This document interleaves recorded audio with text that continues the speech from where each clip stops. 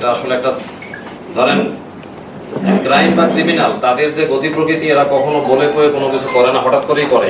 তাই আমি এখন এই টেবিলে বসে একটা সাফল্যের কথা বলতেছি, দেখা যাবে যে পরক্ষণেই আমার অজান্তে আরেকটা ঘটনা ঘটতেছে। তো আমরা আসলে এটা বলবো না যে আমরা সন্তুষ্ট।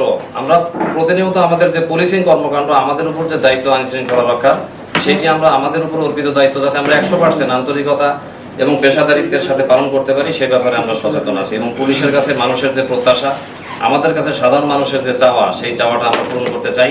আমরা সেই লক্ষ্যে সবসময় সচেষ্ট আছি।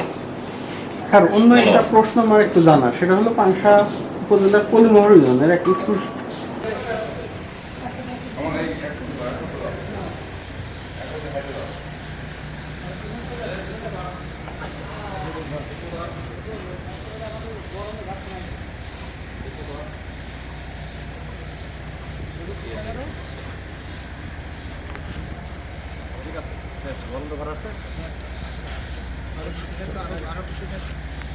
গলন্দ ঘাটটা তোলেন, গলন্দ ঘাটটা তোলেন।